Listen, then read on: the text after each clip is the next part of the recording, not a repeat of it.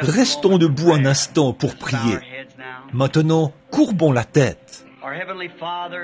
Notre Père Céleste, nous estimons que c'est un très grand privilège pour nous d'être ici parmi les sauvés et de pouvoir chanter ce vieux et glorieux cantique de l'Église.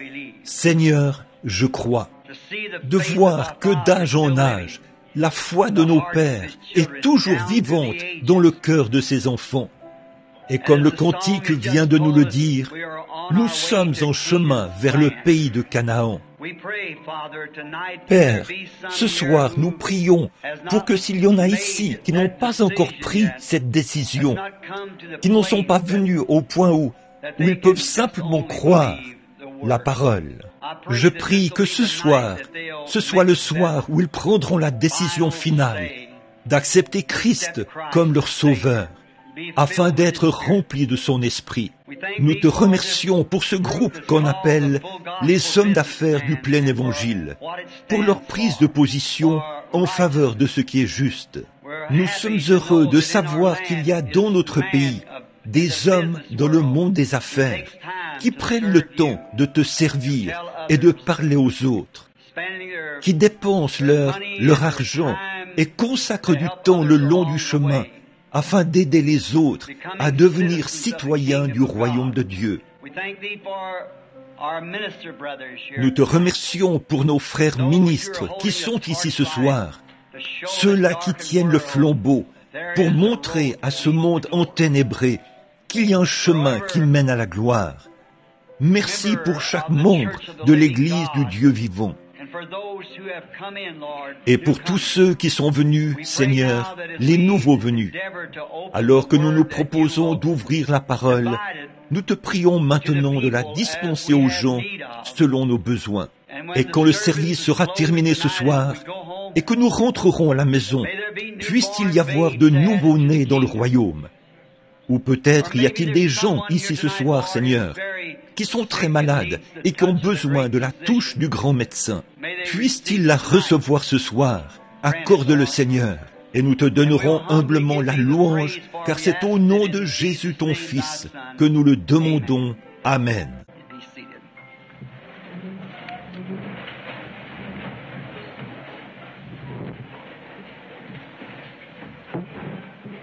Vous pouvez vous asseoir.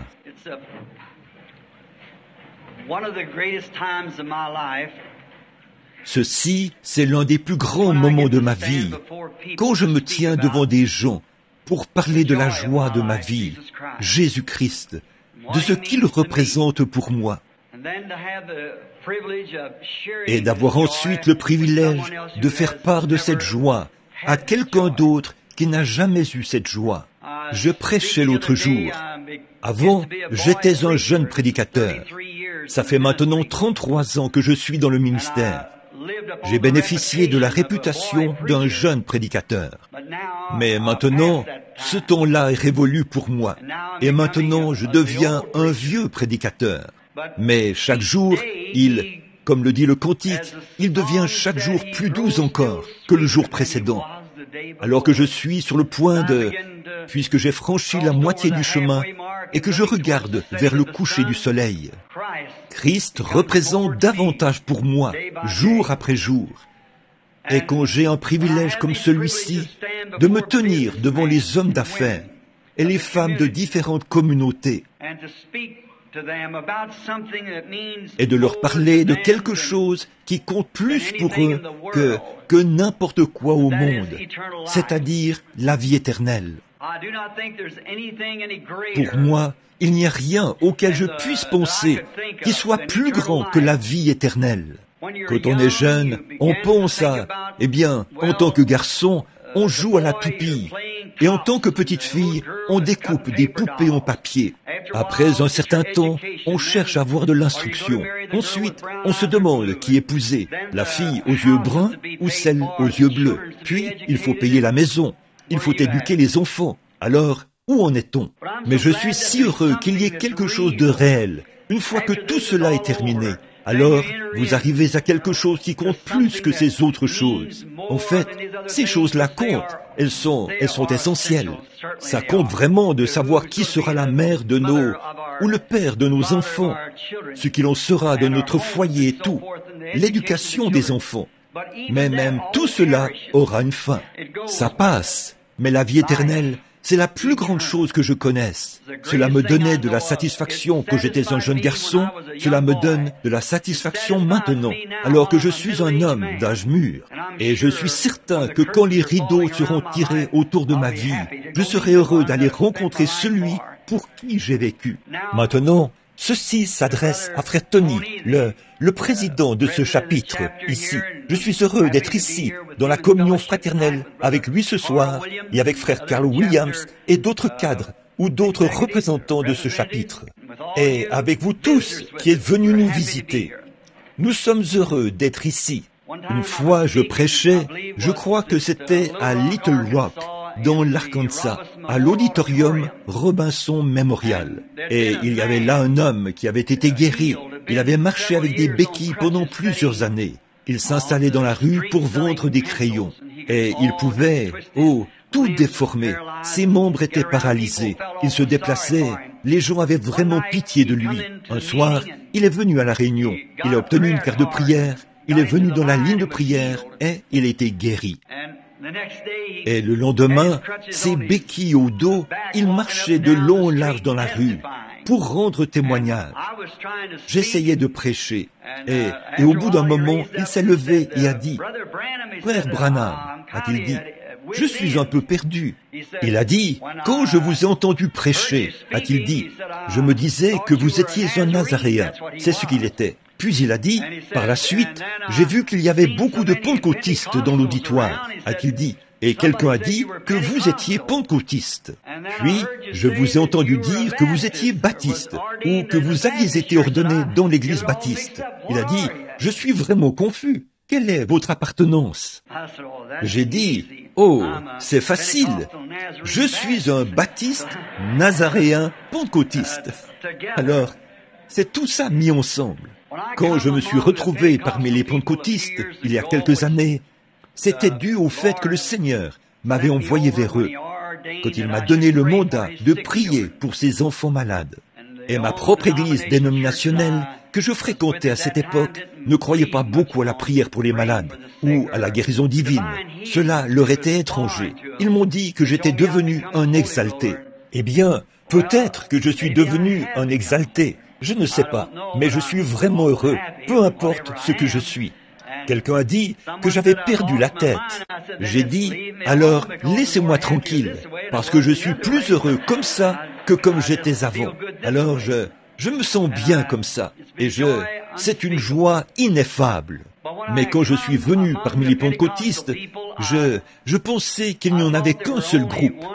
Par la suite, j'ai découvert qu'il y avait parmi eux de très nombreux groupes séparés les uns des autres, comme on en voyait dans l'église baptiste d'où je venais. Alors, je ne voulais pas prendre parti pour quelque groupe que ce soit. Je me suis efforcé de me placer entre eux tous et de leur dire « Nous sommes frères ». Voyez, et c'est cette attitude que j'ai conservée depuis ce temps-là.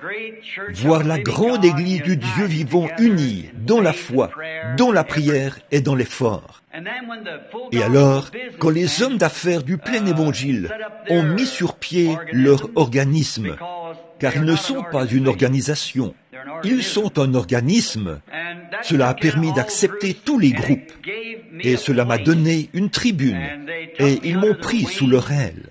Et je suis très reconnaissant d'avoir l'occasion de prendre la parole devant les hommes d'affaires chrétiens, parce que là, je peux exprimer ce que je crois à tous les groupes au même moment. Et cela a été quelque chose de grandiose pour moi. Je fais partie d'une seule organisation, les hommes d'affaires du plein évangile. Et pour ce faire, il y a maintenant en Afrique, où nous prévoyons aller d'un moment à l'autre, là-bas en Afrique du Sud, où le Seigneur nous a donné l'une des réunions les plus glorieuses qu'il nous ait jamais données, je pense, là en Afrique du Sud, où nous avons vu 30 000 purs indigènes recevoir Christ comme leur sauveur en un seul après-midi, lors d'un service. On en avait dénombré 30 000. Le lendemain matin, Sidney Smith, le maire de Durban, qui avait été à cette réunion, m'a téléphoné. Il y avait eu environ 200 000 personnes au stade ou ou à l'hippodrome. Et il a dit, allez à votre fenêtre et regardez par la fenêtre. Et 7 camions remplis sont passés, et ces gros camions anglais, qui étaient presque l'équivalent de cette pièce d'un bout à l'autre, étaient remplis de béquilles, de fauteuils roulants, et des choses qui avaient servi de civière aux gens la veille. Et des gens marchaient derrière les camions chantant, les mains en l'air, le cantique que vous avez chanté il y a quelques instants. Crois seulement, tout est possible. Et mon cœur, j'ai dit, Seigneur, ce jour sera pour moi un jour mémorable. Et les quelques jours, le jour, j'étais censé y passer 3 jours. Et c'est là-bas que je repars maintenant. Et là, pendant ces 3 jours, je ne sais vraiment pas tout ce qui s'y est produit. Tout est parti d'un seul miracle que le Seigneur a opéré sur l'estrade. Un garçon qui marchait à 4 pattes, comme un chien, a été ramené à son bon sens et il s'est mis à marcher normalement devant les gens. La veille, on avait dû placer des grilles pour séparer ces gens, parce qu'il y avait une guerre entre les tribus. Et maintenant, la paix régnait parmi eux. Ils marchaient les bras les uns autour des autres, en chantant « Crois seulement ». Tout est possible. Je vous le dis, le bon vieil évangile, même dans sa simplicité, n'a jamais perdu sa puissance quand on le prêche dans la simplicité de la résurrection de Christ. Et cela est plus cher pour moi jour après jour. Et si vous êtes un homme d'affaires ici ce soir, et que vous n'avez jamais fait partie d'une quelconque association des hommes d'affaires, permettez-moi de vous recommander ces hommes d'affaires du plein évangile. Vous n'avez pas à faire partie d'une église, ou quelle que soit l'église dont vous faites partie, c'est parfaitement en ordre. Ça s'appelle les hommes d'affaires du plein évangile. Mais nul besoin d'être un homme du plein évangile pour en faire partie. Les méthodistes, les baptistes, les luthériens, les presbytériens, même les prêtres catholiques, peu importe qui ils sont. Vous savez, je crois que Jacob avait creusé un puits et les Philistins l'en avaient chassé. Je crois qu'il avait donné à ce puits le nom de Malice, ou quelque chose de ce genre. Il en avait creusé un autre, et on l'en avait chassé. Il lui avait donné le nom de Querelle, et ils en avaient creusé un 3e. Puis il a dit, il y a de la place pour nous tous. Alors je pense que c'est ça, il y a de la place pour nous tous ici.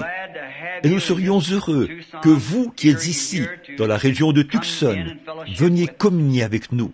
Et puis, n'oubliez pas les réunions qui auront lieu à Phoenix. Bon, je sais que nous ne sommes pas censés faire des annonces ici à l'estrade, parce que nous en avons fait une règle.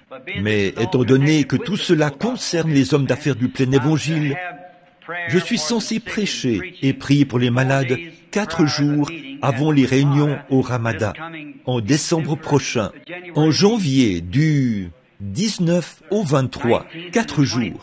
Je commencerai le 19, n'est-ce pas? Je commencerai le 19 et j'aurai une série de réunions de 4 jours. Quant à vous qui êtes de Tucson, dimanche soir prochain, je prierai pour les malades là-bas à l'église des Assemblées de Dieu à Grant Way, chez frère Arnold Mack. Si quelqu'un est malade et qu'il aimerait venir, je serai là-bas pour prêcher, si le Seigneur le veut, dimanche soir prochain, et je prierai pour les malades. Et maintenant, puissent les bénédictions de Dieu reposer sur vous. Si vous avez votre Bible, j'aimerais aborder rapidement la parole, parce que je sais que beaucoup d'entre vous travaillent demain. Je vous parlerai ce soir en m'appuyant sur un passage de l'Écriture que je veux lire dans l'Épître aux Romains. Romains, chapitre 8. Nous voulons commencer au verset 28 et lire jusqu'au verset 32 inclusivement. Romains 8, 28. Nous savons du reste que toutes choses concourent au bien de ceux qui aiment Dieu, de ceux qui sont appelés selon son dessein. Car ceux qu'il a connus d'avance, il les a aussi prédestinés à être semblables à l'image de son Fils, afin que son Fils fût le premier-né entre plusieurs frères. Et ceux qu'il a prédestinés, il les a aussi appelés. Et ceux qu'il a appelés, il les a aussi justifiés. Et à ceux qu'il a justifiés, il les a aussi glorifiés. Que dirons-nous donc à l'égard de ces choses? Si Dieu est pour nous, qui sera contre nous? Lui qui n'a point épargné son propre Fils, mais qui l'a livré pour nous tous, comment ne nous donnera-t-il pas aussi toutes choses avec lui? Que le Seigneur ajoute ses bénédictions à la lecture de sa parole. Maintenant, le sujet dont je veux parler ce soir, c'est le pardon.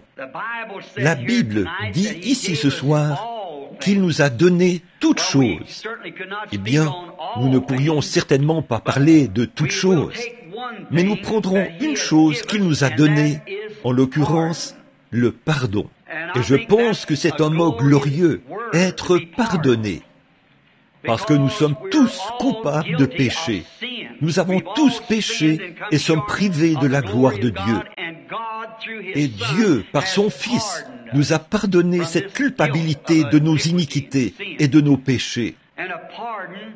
Et le pardon me rappelle une histoire que j'ai lue une fois, quelque chose qui s'est passé pendant la guerre d'indépendance, je crois. Il y était question d'un homme, un soldat, un fantassin, qui avait fait quelque chose qui était... Le tribunal l'avait reconnu coupable et condamné à être fusillé. Je crois qu'il avait déserté son poste au moment du combat. Et il allait être tué par un peloton d'exécution. Et un homme l'a tellement pris en pitié qu'il a fini par se frayer un chemin jusqu'au grand président Lincoln. Lincoln, qui était un chrétien, un homme formidable. On dit qu'il se trouvait dans son carrosse quand le messager l'a rencontré. Cet homme est tombé sur ses genoux et a dit « Monsieur Lincoln, président des États-Unis, cher monsieur, a-t-il dit, j'implore votre miséricorde pour quelqu'un, sachant que vous êtes chrétien et que vous avez de la compassion pour ceux qui sont abattus. » Il a dit « Mon ami était à son poste, là où il avait été affecté. Mais quand les balles sifflaient et que les canons grondaient, il a pris peur et il a quitté son poste. Monsieur Lincoln, ce n'était pas son intention. C'est un homme bon. Et là, dans une semaine, il sera tué par un peloton d'exécution. Il n'y a aucun moyen de le sauver, sauf si vous le graciez. Monsieur Lincoln, les larmes aux yeux, a sorti un morceau de papier de son porte-document et y a écrit « Moi, Abraham Lincoln, je gracie cet homme de telles choses. Il ne doit pas mourir. » Et il y a posé sa signature. Et cet homme lui a souhaité que les bénédictions de Dieu reposent sur lui. Il est retourné à la prison et a dit à son ami « J'ai obtenu ton pardon. » Il a sorti le bout de papier sur lequel c'était écrit et il le lui a montré. Le condamné a dit « Ne te moque pas de moi. Je suis sur le point de mourir. Et c'est quelque chose de ce genre que tu viens me présenter? Je ne le crois pas. Je ne peux pas du tout y croire. Ce n'est pas vrai. N'importe qui peut signer en écrivant le nom Abraham Lincoln. » Il a dit « Mais ceci, c'est bien la signature du président. » Il a dit « Tu es pardonné. » Il s'est tourné et est parti. Cet homme est mort sous les balles du peloton d'exécution. Et pourtant, voici une libération ordonnée par Abraham Lincoln, le président des États-Unis, pour la remise en liberté de cet homme. Mais il a été fusillé. Donc, l'affaire avait été portée devant les cours fédérales. Et voici l'arrêt qui avait été rendu. Un pardon n'est pas un pardon à moins d'être accepté en tant que pardon. Donc, ce que j'ai lu ce soir, que Dieu nous donne toutes choses et qu'il nous donne le pardon, c'est un pardon pour ceux qui veulent accepter la parole de Dieu en tant que pardon. Mais juste la lire, ça pour nous, ça ne veut pas dire qu'on est pardonné. Ce que ça veut dire, c'est que vous devez l'accepter en tant que votre pardon. Le fait que Dieu a donné son Fils pour qu'il meure à votre place. Et là, c'est un pardon. Libéré de la culpabilité. Voilà ce sur quoi nous voulons baser notre réflexion. Un pardon qui vient de Dieu est une libération de la culpabilité. Il ne s'agit pas de changer de direction en embrassant une doctrine psychologique quelconque, ce qui pourrait, d'une certaine façon, vous donner l'impression que vous avez fait quelque chose de bien, du fait d'avoir adhéré à l'Église, ou adopter un certain credo, mais il s'agit d'une libération de votre culpabilité par la puissance du calvaire. Quelque chose vous a libéré. Il n'y a plus de culpabilité. La Bible dit, dans Romains 5:1, je crois, « Il n'y a donc maintenant aucune condamnation pour ceux qui sont en Jésus-Christ, qui marchent non selon la chair, mais selon l'Esprit. » Une fois qu'un homme est libéré du péché, un homme ou une femme, alors il n'y a plus aucun désir dans son cœur de marcher selon le train de ce monde. Il a reçu gratuitement son pardon. Il devient une nouvelle créature en Jésus-Christ. Il s'affectionne alors aux choses d'en haut, où Christ est assis à la droite de Dieu. Il a été gracieusement libéré. Il n'a pas besoin qu'un prêtre le lui dise ou qu'un ministre le lui dise. Il sait lui-même qu'il a reçu son pardon parce qu'il l'a accepté en ayant recours au moyen par lequel Dieu le lui a envoyé, Jésus-Christ. Quel bien cela fait d'être libéré du péché. On m'a raconté que lorsque la proclamation d'émancipation avait été signée en faveur des esclaves du Sud, il y a bien des années, le moment qui avait été fixé pour leur affranchissement était le lever du soleil d'un certain matin. Ils étaient tous sortis des plantations et beaucoup de jeunes hommes sont montés jusqu'au sommet de la montagne parce que là, ils seraient les premiers à voir le lever du soleil. Et les hommes plus âgés se trouvaient un peu plus bas, et les femmes et les enfants au pied de la montagne. Et bien longtemps avant l'aube, ils attendaient. En effet, les coups de fouet de l'esclavage et les dures épreuves avaient rempli leur vie de tristesse. Alors, ils attendaient avec impatience ce jour où ils allaient être graciés. Voici ce que déclarait la proclamation d'émancipation. À partir de tel jour, au lever du soleil, ils seront affranchis. Ils désiraient ardemment voir cette heure où le soleil se lèverait. Ils avaient tellement hâte qu'ils avaient gravi les montagnes. Oh, si seulement les pécheurs ce soir pouvaient désirer vivement savoir qu'ils sont pardonnés. Vous êtes pardonnés à l'instant même où vous acceptez Jésus-Christ comme votre Sauveur. C'est alors que vous êtes pardonnés. On dit que les jeunes hommes étaient là à attendre. Et dès que le soleil a commencé à briller à l'est, ils ont poussé des cris en direction des plus âgés. « Nous sommes affranchis !» Et à leur tour, les plus âgés ont poussé des cris en direction des femmes et des enfants. « Nous sommes affranchis ! Nous sommes affranchis !» Parce que le soleil s'était levé. Oh, alors que l'homme s'était entièrement livré au péché, quand le Fils de Dieu est sorti de la tombe ce matin-là pour notre justification, je pense qu'un cri a dû se faire entendre dans toutes les nations. Nous sommes affranchis du péché et de la honte.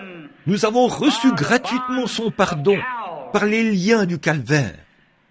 Rien de plus grand ne pouvait être donné à la race humaine. Quand l'homme a péché dans le jardin d'Éden, il a franchi un grand abîme et s'est séparé de l'Éternel. En ce temps-là, l'homme était éternel avec Dieu. Il ne connaissait ni la maladie, ni le chagrin, ni la mort. L'homme n'a pas été fait pour mourir. L'enfer n'a pas été fait pour l'homme. L'enfer a été créé pour le diable et ses anges, et non pour l'humanité. En effet, les hommes ont été créés sur la terre pour être des fils et des filles de Dieu. Mais quand l'homme a péché et qu'il a franchi la ligne de démarcation entre le bien et le mal, il s'est séparé de Dieu sans aucun moyen pour lui de revenir. Il était totalement perdu. Il ne pouvait pas revenir parce qu'il avait péché. Mais Dieu, qui est riche en miséricorde, a accepté un substitut, car il avait dit, « Le jour où tu en mangeras, ce jour-là, tu mourras. » Et la justice et la sainteté de Dieu exigent la mort, parce que c'est sa parole. Il doit tenir sa parole pour être Dieu. Ainsi donc, malgré l'amour qu'il avait pour la race humaine, il a dû les regarder se séparer de lui, de la communion qu'il avait avec ses enfants dans le jardin d'Éden. Et tout ce temps, il a dû vivre dans cet état de chagrin, parce que sa parole dit, « Le jour où tu en mangeras, ce jour-là, tu mourras. » Alors, nous pouvons nous appuyer sur le fait que tout ce que Dieu dit est vrai. Cela doit s'accomplir. Dieu ne peut pas revenir sur sa parole, vous voyez, parce qu'il est infini, il est éternel. Et sa première décision est une décision perpétuelle. Il n'a pas à revenir là-dessus parce qu'il a augmenté son savoir à ce sujet. Il est infini dès le départ. Par conséquent, quand Dieu dit quelque chose, c'est parfaitement ce qu'il en est. Ça ne peut jamais être changé, parce que c'est la décision parfaite. Et alors, la manière dont Dieu agit sur les sujets qui acceptent sa décision sera pour toujours la manière dont il agira sur tous les autres sujets qui accepteront sa décision de cette manière-là. Par conséquent, s'il a pourvu d'un moyen pour que l'homme soit sauvé, le premier moyen qu'il aura pourvu restera à jamais le même. Et si Dieu a promis aux malades qu'il sera guéri à condition d'avoir la foi pour y croire, ça restera à jamais ainsi. Il ne peut pas revenir là-dessus. Voyez, il doit toujours rester le même. Eh bien, au Jardin d'Éden, Dieu a accepté un substitut pour l'homme au moyen d'un sacrifice sanglant. Il fallait que ce soit du sang pour payer le prix. Et il en a toujours été ainsi. Aucun autre moyen, ou quoi que ce soit d'autre, ne l'a jamais remplacé. C'était du sang. Le seul moyen pour Dieu de recevoir de nouveau ses enfants, c'est par ce substitut de sang. Aucun autre prix ne peut être payé. Rien d'autre ne fera l'affaire. La première décision de Dieu est toujours parfaite et elle est éternelle. Et nous savons que c'est vrai, parce que Dieu ne peut pas mentir et il ne peut pas revenir sur sa parole. Depuis ce moment-là, c'est le seul moyen et le seul lieu où Dieu entre en communion avec l'homme. Bon, le sujet c'était, or, le mot « mort » veut dire la séparation. Quand nous mourons de ce côté-ci, ça ne veut pas dire, notre mort physique ne veut pas dire que nous sommes morts. Jésus a dit, celui qui croit en moi vivra, quand même il serait mort. Quiconque vit et croit en moi ne mourra jamais. Or, cette mort dont il est question ici, c'est la séparation d'avec la présence de Dieu. Mais la mort physique que nous devons connaître ici, ce n'est toutefois pas la mort. Nous sommes encore dans la présence de Dieu. Nous passons de cet endroit-ci à un endroit plus proche de lui, dans sa présence. Ce que nous appelons la mort, ce n'est pas la mort telle que nous l'appelons ici. Souvenez-vous, il a dit au sujet de la jeune fille qui était morte, la fille de Jairus. Elle n'est pas morte, mais elle dort. Et ils se sont moqués de lui, parce que pour eux, elle était morte. C'était leur langage à eux, elle est morte. Mais Jésus a dit, elle dort. Il est allé la réveiller, et elle est revenue à la vie. Eh bien, depuis Adam jusqu'à ce jour, l'homme essaie de fabriquer son propre substitut. Il fait tout son possible pour produire quelque chose d'un peu mieux que ce que Dieu avait fait en ce temps-là. Et c'est simplement naturel chez l'homme. L'homme cherche toujours à améliorer quelque chose, à le faire autrement. Il veut injecter ses propres idées dans le plan de Dieu. Et c'est pour ça que nous sommes séparés ce soir, nous, les chrétiens du monde, par des barrières dénominationnelles. Nous, cela se produit parce que l'homme a injecté sa propre idée dans le plan de Dieu. Depuis Adam jusqu'à ce jour, comme je l'ai dit, il en a été ainsi. Dans le Jardin d'Éden, Adam a exprimé la pensée de l'homme quand il s'est fait une ceinture de feuilles de figuier pour se tenir devant Dieu. C'est quelque chose qu'il a fabriqué lui-même.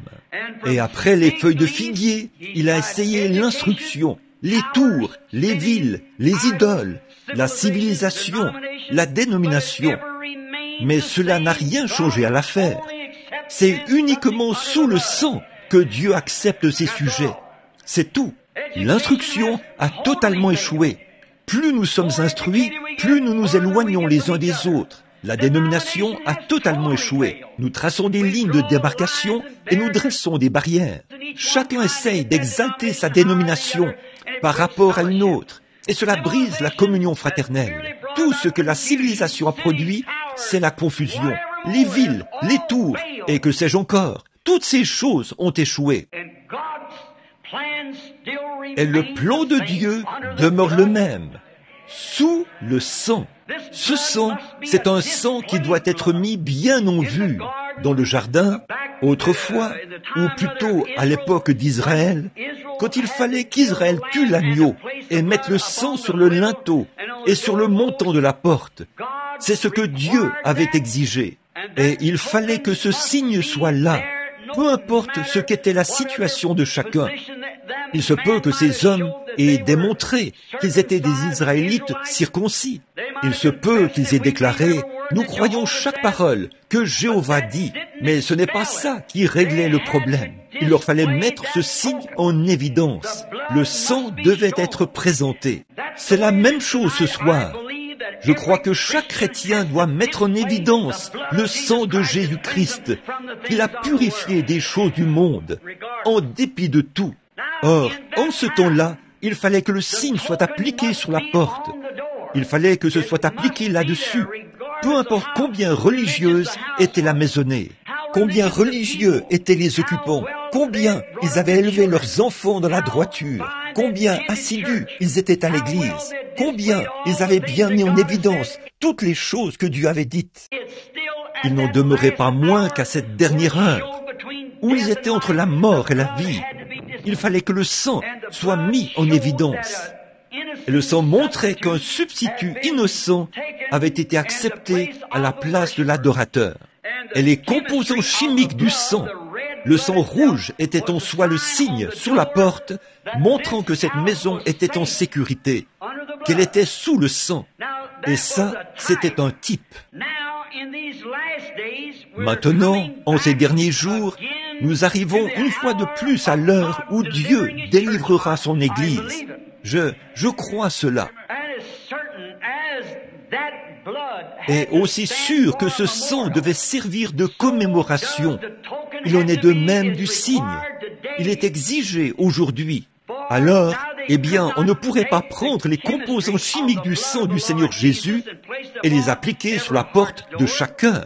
Mais voyez-vous, en ce temps-là, un animal mourait, et c'était un agneau. Et pour montrer que l'animal était mort, son sang était appliqué sur la porte. Or, la vie qui était dans l'animal ne pouvait pas venir sur l'adorateur, parce que l'animal n'a pas d'âme. Ainsi, la vie qui était dans l'animal ne pouvait pas venir sur l'adorateur.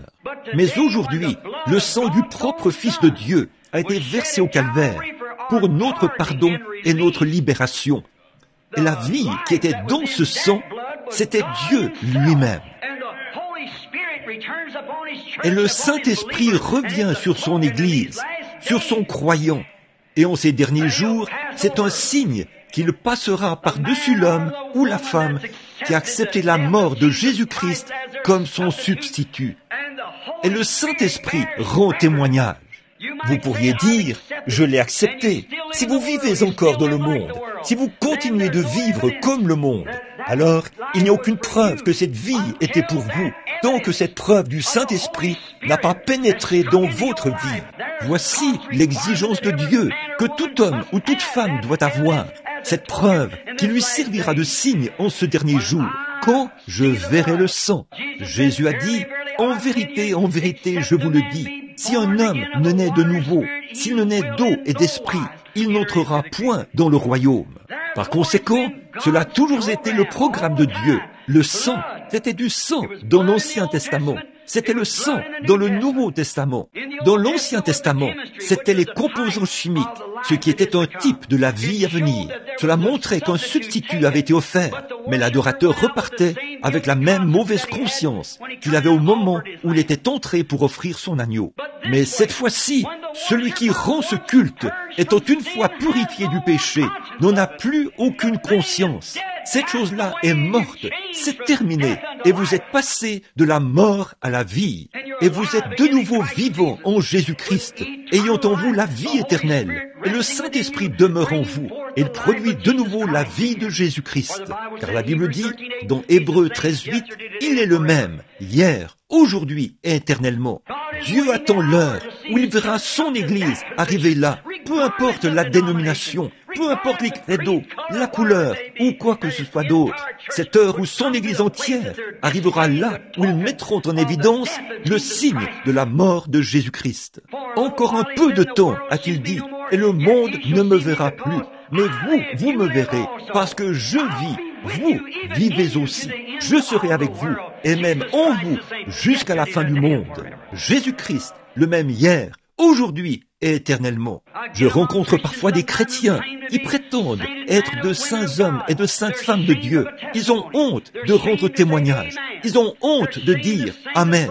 Ils ont honte de chanter les cantiques de Sion. Ils ont honte partout. J'aime bien me retrouver parmi des gens qui n'ont pas honte de l'évangile de Jésus-Christ. Même si cela semble être une hérésie, ils n'ont pourtant pas honte. Quelque chose est arrivé et cela compte plus que la vie pour eux. C'est la vie éternelle, parce qu'ils ont accepté le substitut de Dieu. J'aime ce genre de chant. Bon, j'étais là, en arrière, à prier pour certaines personnes qu'on avait amenées il y a quelques instants. Ce service n'est pas un service de prière, c'est juste pour la prédication. J'étais là, dans la pièce, et j'entendais les chants, le battement des mains, et nous nous demandons, et j'en ai même vu certains courir d'un bout à l'autre de la salle, et danser par l'esprit, comme on dit. La première fois, j'ai critiqué cela quand j'ai vu les pentecôtistes danser par l'esprit. Je me suis dit, qu'est-ce que c'est que ça? C'est probablement un tas d'absurdités. Puis, je me suis mis à lire la Bible, et j'ai découvert cela, le fait de danser par l'esprit. Le diable a imité cela et a propagé cela par le biais du rock'n'roll et toutes ces choses. Mais la vraie danse authentique vient de Dieu. C'est tout à fait exact. Et chaque fois, la danse représentait la victoire. Quand David a tué Goliath et que ce petit garçon au teint rosé est entré dans la ville, entraînant la tête de ce géant derrière lui, les gens sont sortis à sa rencontre en dansant. Ils avaient la victoire. Quand, par la puissance de Dieu, Moïse a traversé la mer Rouge et a emmené les enfants d'Israël de l'autre côté, Marie a attrapé un tambourin et avec toutes les filles d'Israël, elle s'est mise à courir de long en large sur le rivage, en battant du tambourin et en dansant par l'esprit. Si ce n'est pas une réunion pentecôtiste à l'ancienne mode, je n'en ai jamais vu de ma vie. C'était moi le problème. Je n'avais pas assez de victoire. Mais une fois que vous remportez finalement cette victoire et que le signe du sang de Jésus-Christ vient sur vous, je me souviens de David, le grand psalmiste de la Bible, la fois où il avait fait quelque chose, où il avait accompli ce grand exploit. La fille de Saül lui avait été donnée comme épouse. Elle était une sorte de soi-disant croyante, guindée et prétentieuse. L'arche se trouvait loin de Dieu depuis bien longtemps. La présence visible de Dieu, la colonne de feu, était suspendue au-dessus de cette arche. Les Philistins étaient venus et s'en étaient emparés sous le règne de Saül. Et un jour, quand David a vu l'arche revenir à la maison de Dieu, David est sorti en courant devant l'arche et il a dansé devant le Seigneur en chantant les louanges de Dieu. Et la fille de Saül semblait très embarrassée par les agissements de cet homme. Son mari, son jeune et beau mari, s'était mal conduit en sa présence. Elle, la fille du roi. Et David a dit ceci, « Si tu n'aimes pas ça, regarde bien ceci un instant. » Il s'est de nouveau mis à tourner, et à tourner, et à tourner autour de l'arche, en dansant par l'esprit. Elle était embarrassée, et Dieu a frappé cette femme d'une malédiction. Oh, la victoire par le sang de Jésus-Christ, le signe de la résurrection de Christ. Sa vie se manifeste à travers son Église. Il n'y a pas d'autre moyen d'entrer en communion à moins d'être sous ce sang. Nos dénominations nous sépareront. Les unes diront, ça ne tient pas debout. Et les autres diront ceci, cela ou autre chose. Notre modèle, c'est la Pentecôte. Personne ne pourra dire ou ne peut dire que l'Église n'a pas été inaugurée le jour de la Pentecôte. Et le même esprit qui est descendu sur eux ce jour-là, chaque fois dans la Bible, sans manquer. Quand le Saint-Esprit venait sur les gens, ils agissaient de la même manière. Permettez-moi de dire ceci, que dans les pays païens où j'ai eu la place, le privilège de me rendre et de voir de purs indigènes, dans les îles et chez les Hottentots, de les voir là-bas où il fallait leur parler au moyen d'un interprète. De toute leur vie, ils n'avaient jamais entendu le nom de Jésus-Christ. Mais qu'on leur raconte l'histoire et qu'on leur demande de lever les mains et de recevoir Dieu. Et ils font la même chose que vous faites ici même, lorsque vous recevez le Saint-Esprit, ce qui prouve que c'est universel, que la puissance du Dieu Tout-Puissant, la manifestation de son signe appliqué sur ses enfants, qu'ils soient rouges, noirs, blancs ou quoi qu'ils soient, c'est le seul lieu où la communion est accordée. Nimrod a bâti une tour et Nebuchadnezzar une ville, et ainsi de suite. Ça continue ainsi au moyen des scientifiques et tout, mais il n'en demeure pas moins que c'était le sang. En effet, Dieu avait pris sa décision, selon laquelle ce serait un substitut innocent qui devait prendre la place du coupable, afin qu'il obtienne son pardon. Et c'est encore la même chose ce soir. Ça n'a jamais changé. C'est par cela que Job vivait. Job, c'est le livre le plus ancien de la Bible. En dépit de tout ce qui est arrivé à cet homme, il est resté ferme parce qu'il savait qu'il avait satisfait aux exigences de Jéhovah. Il savait que c'était juste. C'était pareil pour Abraham, pour beaucoup d'entre eux. Israël ne se rencontrait, il n'y avait qu'un seul lieu où Israël pouvait entrer en communion. C'était sous le sang versé. Les hommes de tout lieu devaient adorer à Jérusalem. Tant qu'il n'y avait pas de sacrifice, il n'y avait pas d'adoration. Et le sacrifice, c'était du sang.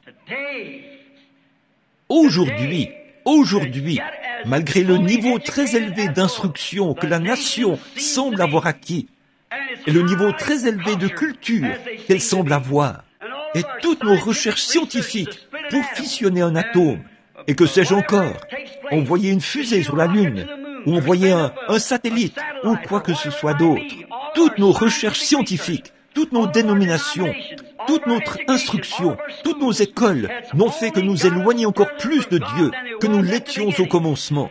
Ce qu'il faut, c'est d'abandonner notre cœur à la puissance du Dieu Tout-Puissant par sa volonté. Et comme signe, le Saint-Esprit viendra sur cette personne. Voici les miracles qui accompagneront ceux qui auront cru. Ça demeure à jamais pareil. C'est ce que Christ a dit. Allez par tout le monde et prêchez la bonne nouvelle à toute la création. Celui qui croira et qui sera baptisé sera sauvé. Celui qui ne croira pas sera condamné. Et voici les miracles qui accompagneront ceux qui auront cru.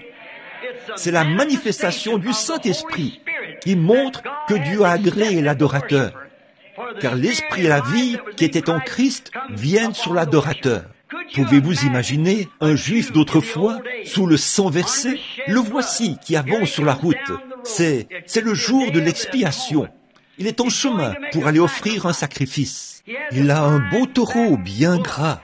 C'est ce que Jéhovah exige. Ou disons qu'il a peut-être un agneau, un bel agneau bien gras. Le sacrificateur devra examiner cet agneau pour voir s'il a un défaut. Puis il arrive au lieu d'adoration. Il prend conscience qu'il est un pécheur. Il a commis le mal. Alors il pose ses mains sur ce sacrifice. Par le fait de poser les mains sur le sacrifice, il s'identifie à son sacrifice. Et alors, pendant qu'on tranche la gorge de l'animal, ou qu'on lui ôte la vie, ses mains sont posées sur lui alors qu'on lui ôte la vie. Et il ressent les douleurs de cet animal qui se meurt. Et son sang gicle sur ses mains. Il est conscient que cet animal est en train de mourir à sa place. À ce moment-là, il repart étant justifié, parce qu'il a fait exactement ce que Jéhovah avait exigé de lui. Et c'est la même chose pour les chrétiens aujourd'hui. Il ne s'agit pas de signer une carte pour dire que vous viendrez à l'école du dimanche tant de jours ou tant de dimanches par année. Il ne s'agit pas de prendre l'engagement d'arrêter de boire pendant 6 mois. Ce n'est pas de ça qu'il s'agit. Il s'agit de poser vos mains sur le sacrifice que Dieu a pourvu, son pardon, sur la tête de Jésus-Christ, et de sentir sa chair être déchirée au calvaire, et par la suite de vous identifier à lui par le baptême, afin de montrer que, comme il est mort et ressuscité, de même vous avez été ensevelis en son nom, afin de ressusciter en nouveauté de vie et de marcher comme une nouvelle créature en Christ, si vous le faites avec sincérité. Après avoir satisfait à ce commandement de Jéhovah, il a donc le sentiment d'être justifié.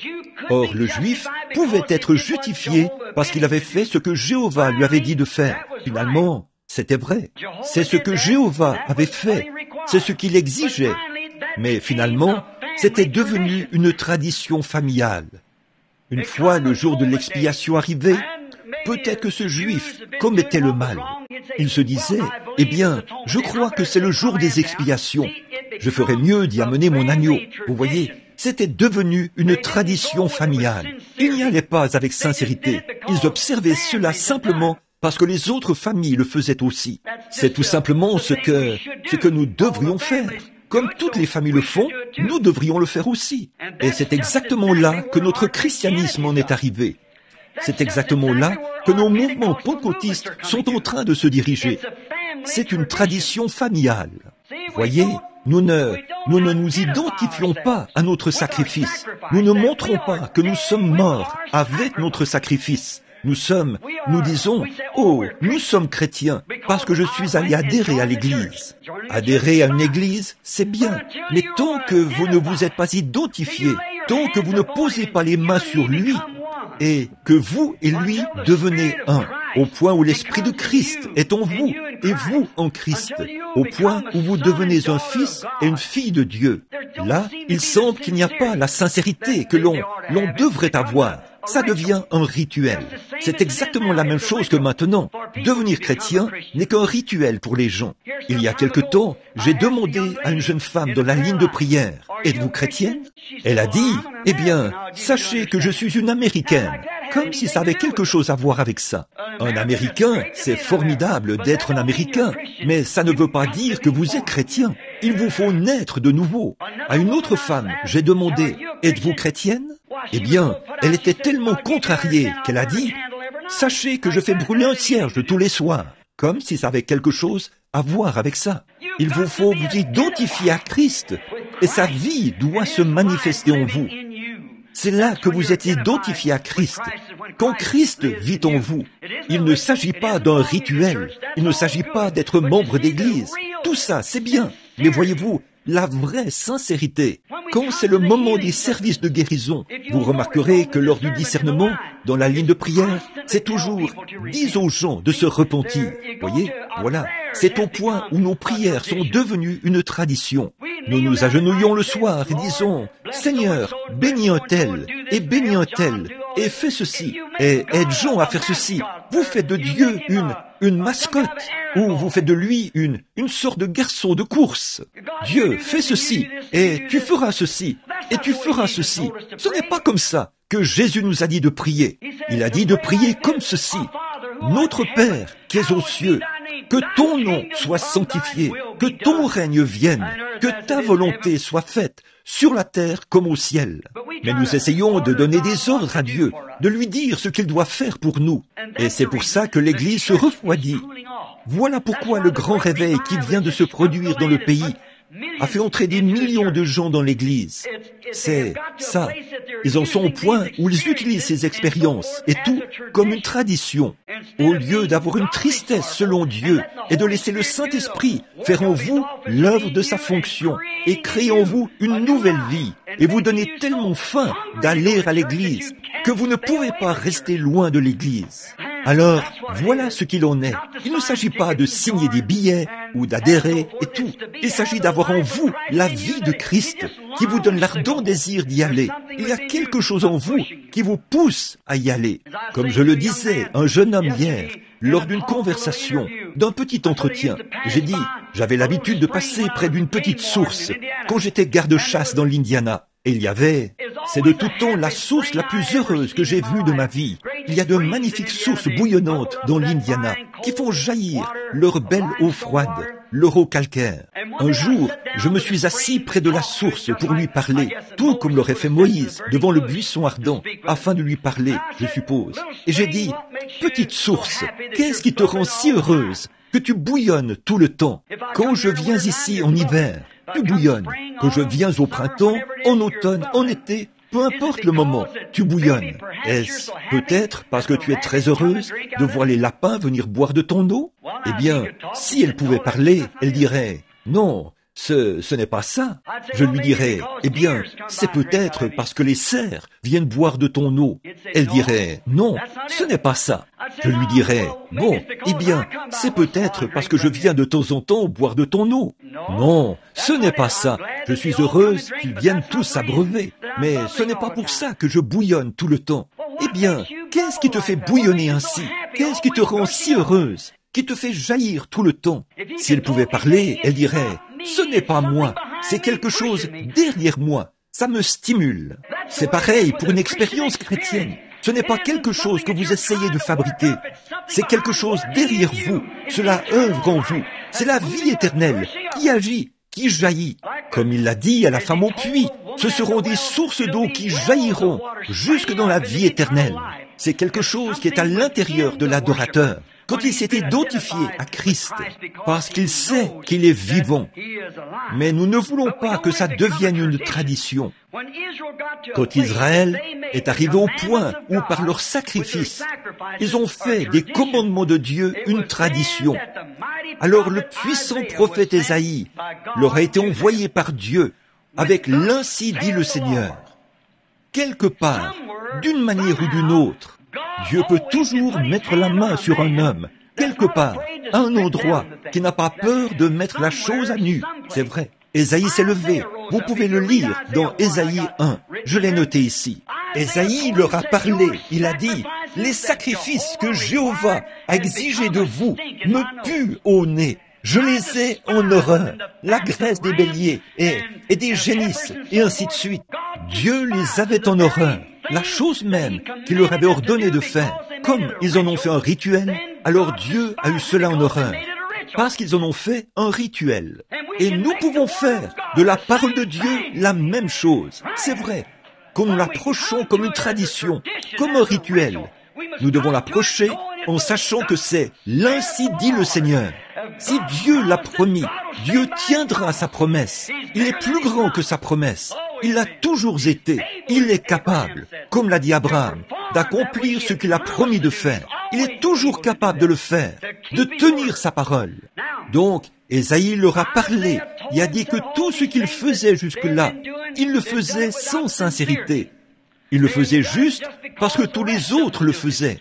C'était parce que il le faisait aussi parce que c'était une exigence de Jéhovah. Et toute la famille le faisait. Les mères le faisaient. Les grands-pères le faisaient. Pourquoi ne le ferait-il pas? Aujourd'hui, nous faisons la même chose. Comme mon grand-père était presbytérien, je suis aussi presbytérien. Comme mon papa était baptiste, je suis aussi baptiste. Et ainsi de suite. Comme mon papa était pentecôtiste, je suis aussi pentecôtiste. Ce n'est pas de ça qu'il s'agit. Nous en arrivons là où nous nous rendons compte que nous nous sommes séparés. Nous sommes séparés de Dieu. Et nous venons sur la base du sang versé de Jésus-Christ.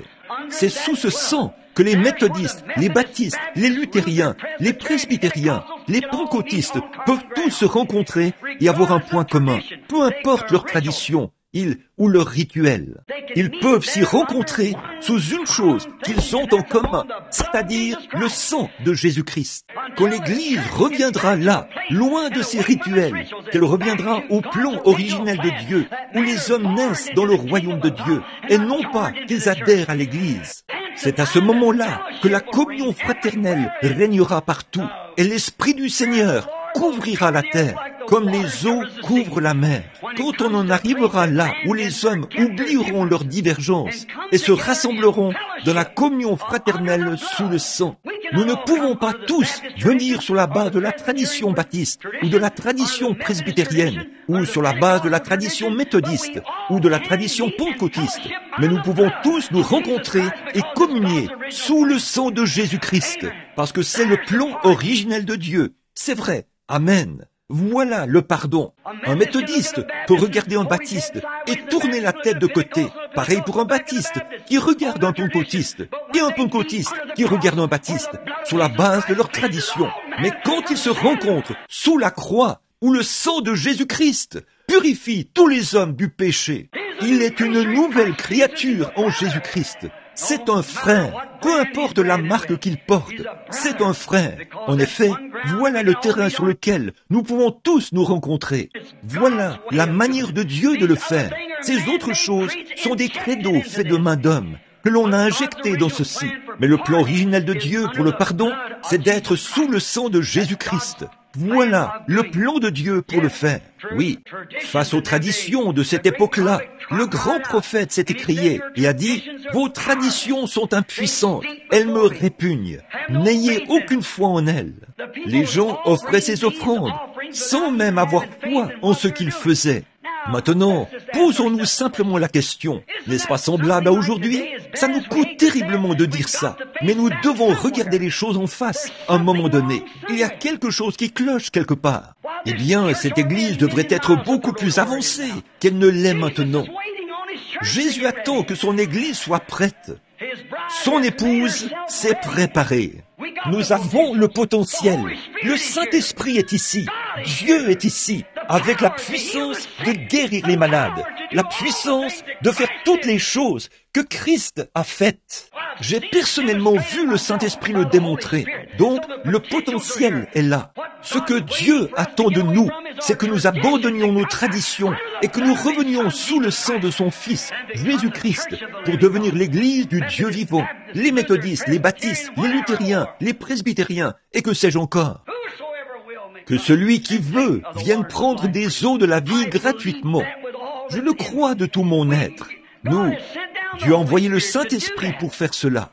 Mais nous nous approchons sans sincérité, par nos rituels, puisque c'est notre tradition, puisque c'est un rituel. Nous nous approchons sans sincérité, sans vraiment éprouver de la tristesse quant au péché.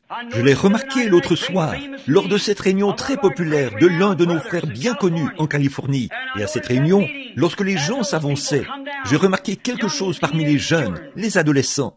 J'ai admiré le frère pour sa prise de position courageuse. N'importe qui le ferait. Si vous prenez position, si vous voyez la position qu'il a prise ces derniers jours, vous le ferez aussi. Et alors que je regardais ces gens s'avancer à l'autel pour prendre leurs décisions, les jeunes filles mâchaient du chewing-gum, les garçons se donnaient des coups de poing, les gens riaient.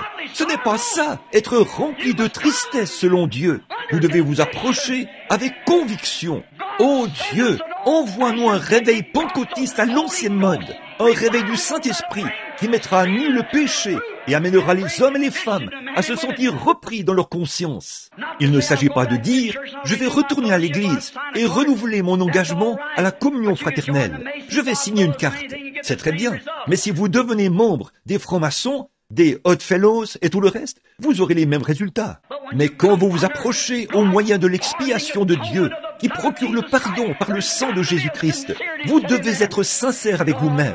Dieu exige la sincérité. Si cela lui a coûté un si grand prix, au point qu'il a dû donner son Fils unique, comment allons-nous nous en tirer en faisant une petite rigolade, en venant adhérer à l'Église, en signant une carte d'engagement qu'on donne à l'Église, et que sais-je encore? Ça, ce n'est pas l'exigence de Dieu. Celui qui va semer avec larmes reviendra certainement avec allégresse quand il portera de précieuses gerbes. Il nous faut des gens qui portent des gerbes. Une fois, j'ai entendu un grand évangéliste dire, lorsque j'assistais à l'un de ses petits déjeuners, il avait pris la Bible, et j'ai toujours eu de l'admiration pour lui. Il a dit, voici la norme. C'est ce que Dieu exige. Il a dit, je vais dans une ville pour y tenir un réveil. Il a dit, 20 ou 30 000 personnes prennent leurs décisions. Quand je reviens 4 ou 5 ans, ou peut-être 2 ans plus tard, a-t-il dit, je n'en trouve pas 15 ou 20. Il a dit, Paul est allé dans une ville et il a eu un seul converti. Quand il est revenu l'année suivante, il y en avait 30 ou 40 qui s'étaient convertis par l'entremise de celui-là. Puis il a dit, c'est à cause des prédicateurs paresseux qui restent les pieds croisés sur leur bureau et qui ne sortent pas pour rencontrer les gens. J'admire le courage qu'il a eu de reprendre sévèrement ses frères et tout, par rapport à ses convictions. Mais j'aimerais lui poser cette question. Quel prédicateur avait parlé à celui-là que Paul avait converti, alors qu'il n'avait pas d'église où aller? Qu'est-ce qui lui était arrivé? Paul l'avait fait passer d'une tradition ou du fait de signer une carte au baptême du Saint-Esprit, là où son âme brûlait d'ardeur pour Dieu. Il fallait qu'il rende témoignage et dise des choses. Son âme entière brûlait de l'ardeur du feu que Dieu avait allumé là-dedans. Ce qu'il nous faut ce soir, c'est un signe qui indique qu'un homme est sauvé ou qu'une femme est sauvée. Alors vous les verrez aller à la recherche d'autres âmes à toute vitesse. On raconte qu'une fois, un barman, un petit garçon était venu lui dire, « Monsieur le barman », il a dit, « Oui, fiston ». Il a dit, « Votre enseigne est tombée ». Il a dit, « Eh bien, merci, fiston ». Il est donc sorti. Le petit garçon se tenait là, les mains dans le dos, et le barman a levé les yeux. Il y avait une publicité de bar sur une grande plaque d'airain, suspendue là. Il a saisi son tablier et l'a nettoyé. Il a dit, « Fiston, tu te trompes. Mon enseigne est en place. » Il a dit, « Non, monsieur. » Il a dit, « Elle ne l'est pas. » Il a dit, « Je parle de votre meilleure enseigne. » Il a dit, « Voici ma meilleure enseigne. » Il a dit, « Oh non, regardez, couché là. Un ivrogne était couché là, dans le caniveau. C'était là la meilleure enseigne qu'il avait. Oui, monsieur, il avait vu un homme sous l'influence de ce qu'il vendait à l'intérieur. Et quand nous voyons un homme sous l'influence du Saint-Esprit, au point où sa vie brûle de l'ardeur du feu de la Pentecôte, à l'ancienne mode, voilà le meilleur signe que Dieu a jamais eu pour montrer que cet homme est sauvé. C'est quand il se met à son service. C'est le meilleur signe. Eh bien, comment cela se produit-il? Non pas en adhérant à l'Église, mais en acceptant son pardon par Jésus-Christ, votre substitut innocent. Aucune sincérité, aucune véritable tristesse à cause du péché. Il a dit qu'il cacherait sa face devant leur rituel. Leur prière était impuissante. Ils priaient. Oh, bien sûr, ils allaient là et faisaient leur prière. Ils offraient leur sacrifice. C'était devenu une formalité. Savez-vous, dans 2 Timothée, verset 3, ou dans le chapitre 3 de 2 Timothée, il nous est dit que nous verrons ces mêmes choses dans les derniers jours. Ici, la Bible dit, « Sachez que, dans les derniers jours, il viendrait un temps où les hommes seraient emportés, enflés d'orgueil, aimant le plaisir plus que Dieu, déloyaux, calomniateurs, intempérants et ennemis des gens de bien, ayant l'apparence de la piété, mais reniant ceux qui ont fait la force.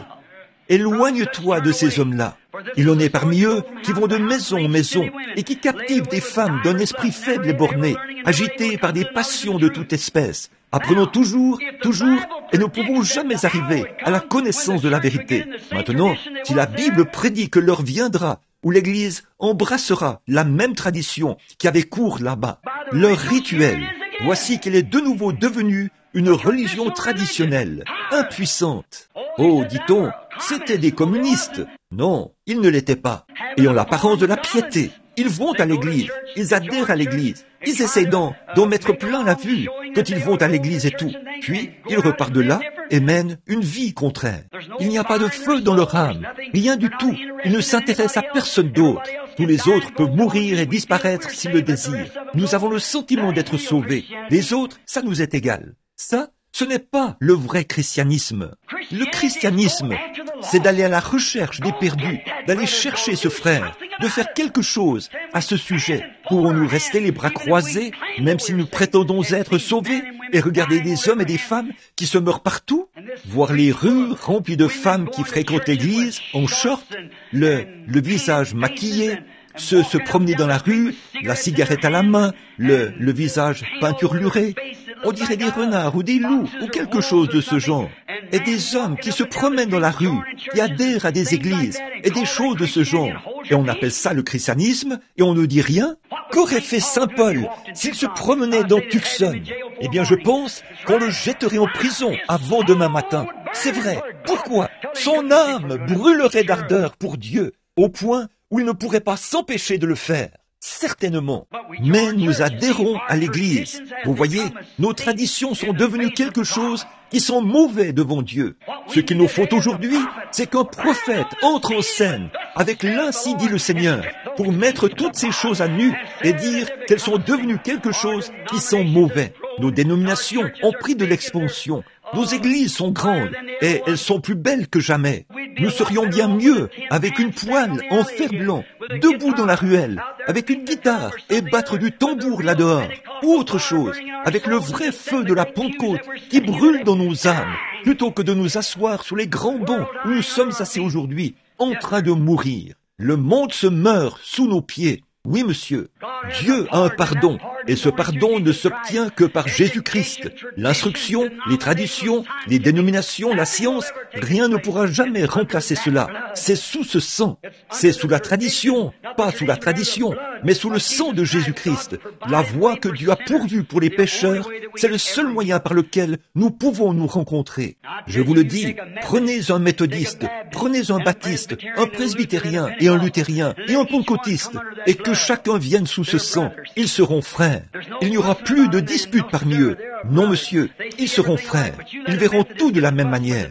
Mais si vous laissez un méthodiste se disputer avec un baptiste au sujet du baptême, les unitaires se disputer avec les trinitaires, ou les trinitaires avec les unitaires, et que sais-je encore. Voyez les gens se quereller et se prendre aux cheveux, mais qu'ils viennent tous les deux sous la croix, et voyez ce qui se produira. Et le sera jusqu'à ma mort.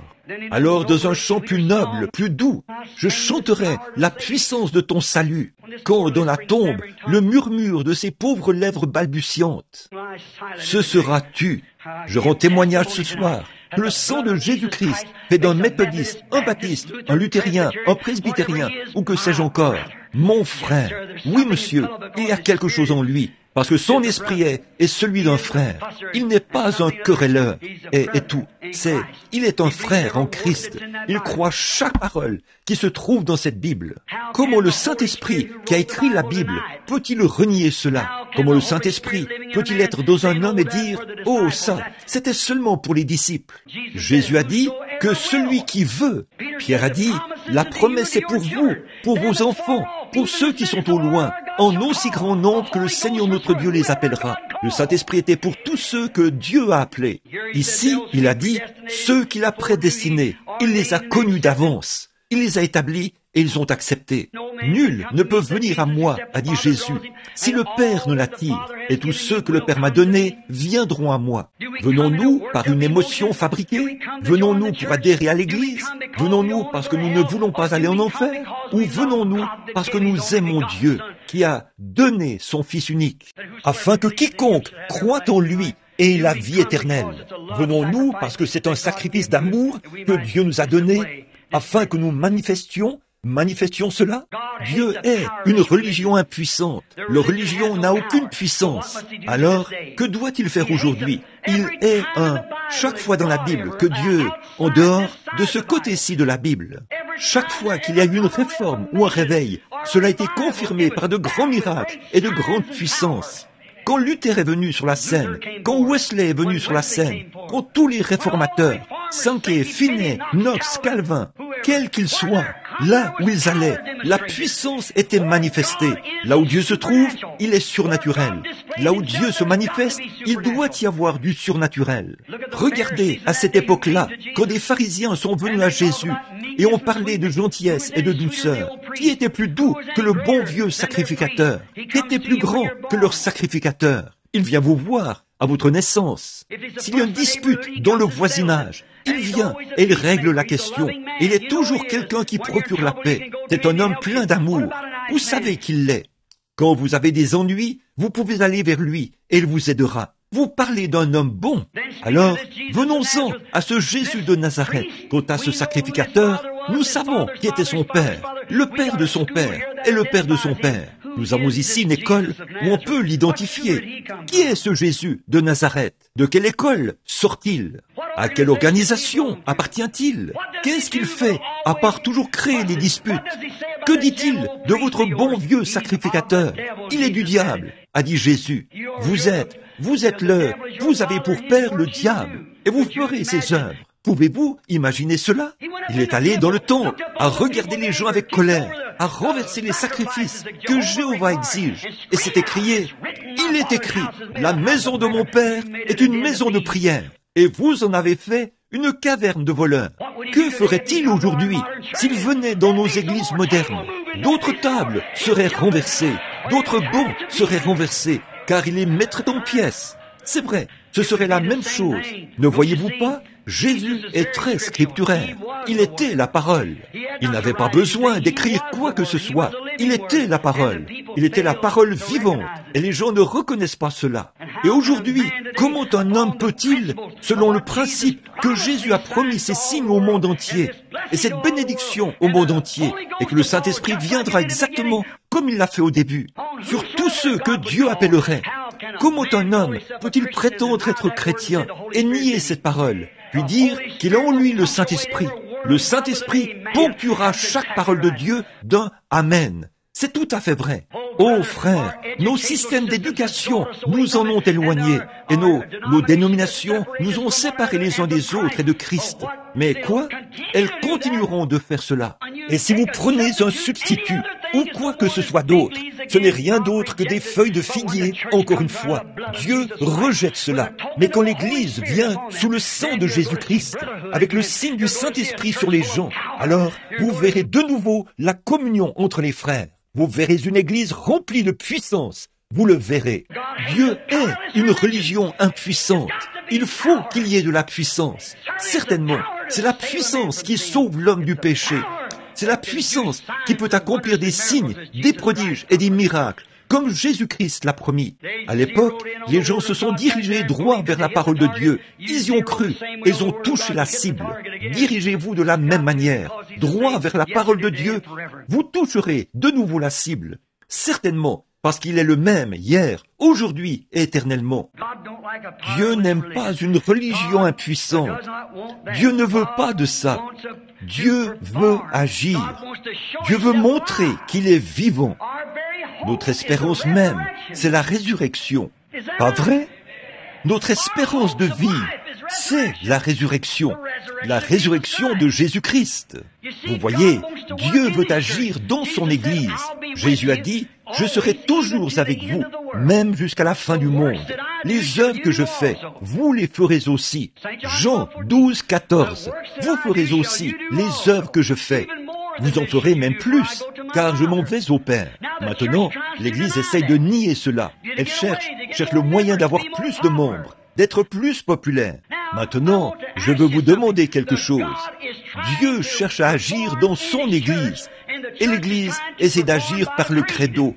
Et les deux ne peuvent pas marcher ensemble. Vous devez vous débarrasser des credos et faire entrer Christ. Et comment est-ce possible? Quand il voit le sang, quand le sang est appliqué d'un cœur sincère, la main posée sur Jésus-Christ, avec un cœur fidèle devant Dieu, pour confesser ses torts et naître du Saint-Esprit, alors les œuvres de Dieu vous accompagneront, comme il l'a dit. Oui, l'Église veut agir par ses credos pour voir combien de membres elle peut avoir. Dieu veut agir par la puissance du sang pour que les chrétiens naissent de nouveau. C'est exactement ça qui fait la différence. On doit rejeter, pour faire cela, on doit rejeter le Saint-Esprit et sa puissance agissante pour accepter un credo. Si on veut être un chrétien, on doit voir la vérité avant de pouvoir accepter une erreur. On doit passer outre la promesse de Dieu pour pouvoir accepter une erreur. En effet, il y a une lumière rouge qui clignote tout le temps devant vous. Voici la parole. Vous dites, eh bien, ça, c'était pour un autre jour. C'est pour aujourd'hui, parce que Christ est la parole. Pas vrai? Jean 1. Au commencement était la parole, et la parole était avec Dieu, et la parole était Dieu. Et la parole a été faite chair, et elle a habité parmi nous. Et la Bible dit, il est le même hier, aujourd'hui et éternellement. Donc, si Christ est la parole, chaque promesse est vraie, et c'est la même chose, hier, aujourd'hui et éternellement. Forcément, il faut une foi née de nouveau pour croire cela et le faire agir. En fait, c'est impossible d'y arriver par les traditions. Ça ne marchera pas. Il faut passer par le sang. C'est sûr et certain. Après qu'Ésaïe a dit à Israël que par leur tradition, ils avaient souillé leur substitut, un autre prophète est apparu. Avant de terminer, un autre grand prophète est entré en scène. C'était Jean qui baptisait. Bon, il les a dirigés vers un agneau qui ferait l'affaire, non seulement pour Israël, mais pour toute la race déchue d'Adam. Il a dit Dieu allait envoyer un agneau, et cet agneau serait pour les gens des nations, pour les Juifs, et pour tous ceux qui viendraient. Il n'a pas fallu longtemps pour que l'agneau soit cloué à la croix de son autel. Son sang a été versé. Le Saint-Esprit est revenu. Or, quand le vieil animal, l'agneau, mourait, l'esprit de l'animal ne pouvait pas revenir. Alors ce sang n'était appliqué qu'à une seule nation. Mais maintenant, pour toute la race d'Adam, le sang de l'agneau de Dieu a été versé. Le signe est revenu sous la forme du Saint-Esprit pour venir sur l'adorateur. Or, c'est ce que Dieu exige. C'est ce qu'ils ont fait ce jour-là. Et c'est ce qu'ils font aujourd'hui. Maintenant, s'il y en a qui ressentent le poids du péché, si vous savez que vous êtes dans l'erreur, écoutez, le pardon est disponible. Et ce pardon, c'est par l'agneau de Dieu. Croyez-vous cela? C'est par l'agneau, par le sang de l'agneau. Une fois, on m'a raconté une petite histoire. Ça m'a beaucoup aidé. Au début, dans les premiers jours, un garçon avait été enlevé. Je suppose que vous avez tous étudié l'histoire de la Bible, que vous avez tous étudié l'histoire de l'Église. Et donc, je crois que c'était Fox. Non, ce n'était pas ça. C'était les pères de Nicée, ou la vie de Saint Patrick. En fait, Saint Patrick était... Ça, c'est juste un nom qu'on lui avait donné. Il s'appelait Suka. Il avait été enlevé par une bande de pirates et on l'avait engagé comme éleveur de porcs. Et l'histoire raconte que ce gamin avait été enlevé et emmené à bord d'un bateau. Et il s'efforçait de travailler. Et un jour, le vieux capitaine est tombé malade. Il était sur le point de mourir. Ce vieil homme à la barbe grise était tellement malade, là-bas en mer. Il était couché dans sa cabine et il a appelé ses matelots, ses hommes d'équipage.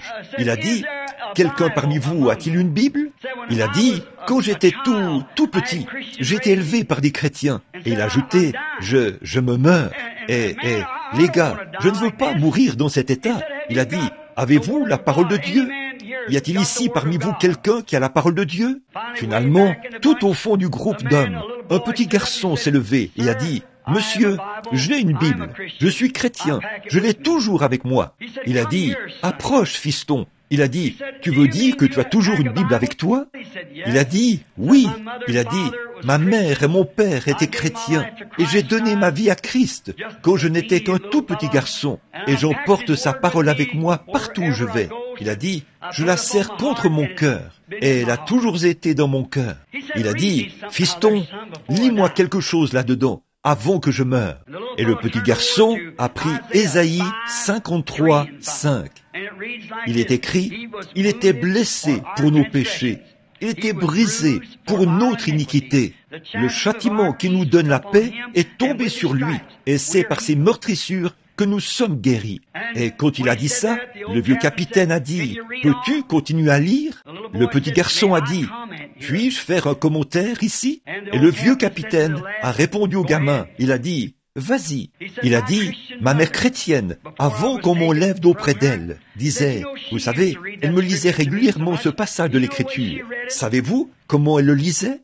Et le vieux capitaine a dit, « Non, fiston, j'aimerais entendre la manière dont ta mère chrétienne le lisait. » Elle disait, il a dit, « Voici comment elle le lisait. Il était blessé pour les péchés de Willie Pruitt.